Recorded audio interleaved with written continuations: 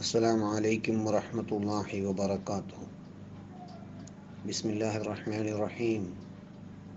إن الله وملائكته يصلون على النبي يا أيها الذين آمنوا صلوا عليه وسلموا تسليما. السلام عليك أيها النبي ورحمة الله وبركاته.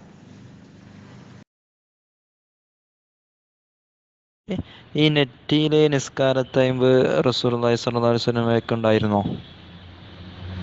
ആ നിസ്കാരത്തൈമ്പ് റസൂലുള്ളാഹി തങ്ങൾക്ക് ഉണ്ടായിരുന്നോ? അതുപോലെ നമുക്കുണ്ടാകുന്നതുകൊണ്ട് വല്ല നേട്ടവും ഉണ്ടോ?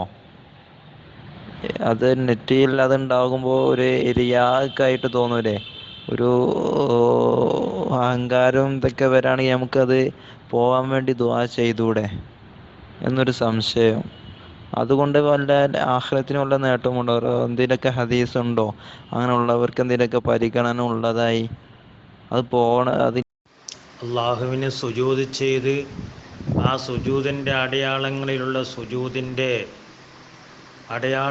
സുജൂദിൻ്റെ അവയവങ്ങളെ നരകത്തിലെ തീ തിന്നുകയില്ല.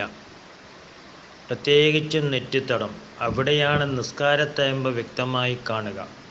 ഇത് ഫുഖഹാക്കൾ അവരുടെ കിതാബുകളിൽ പറഞ്ഞതാണ്, ഹദീസുമുള്ളതാണ്. അതുകൊണ്ട് നിസ്കാരത്തിൻ്റെ തയമ്പ് നെറ്റിയിലുണ്ടാകലും നല്ലതാണ്. അത് മായ്ച്ച് കളിയൊന്നും വേണ്ട, ഒരു മൂമിനിൻ്റെ അലാമത്താണ്. ഈ റിയാഹ് എന്ന് പറഞ്ഞാൽ അതങ്ങനെ നെറ്റിക്കുണ്ടാകുന്ന സാധനമൊന്നുമല്ല, കൽബിലുണ്ടാകുന്നൊരു സാധനമാണ്. മൂമിനായ മനുഷ്യൻ അവൻ്റെ കൽബ് എപ്പോഴും സൂക്ഷിക്കും. അങ്ങനെ സംശയിക്കുകയാണെങ്കിൽ നിസ്കരിക്കാനും പാടില്ല. നിസ്കരിക്കുന്നത് എല്ലാവരും കാണും, അപ്പോൾ അവിടെയും റിയാഹ് ഉണ്ടാവും.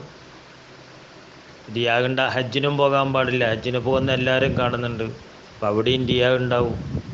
അതെല്ലാം ഒരു തരം തോന്നലാണ്, അതെല്ലാം ഒരു വസ്വാസാണ്. ആ സംശയത്തിനൊന്നും ഒരർത്ഥമില്ല.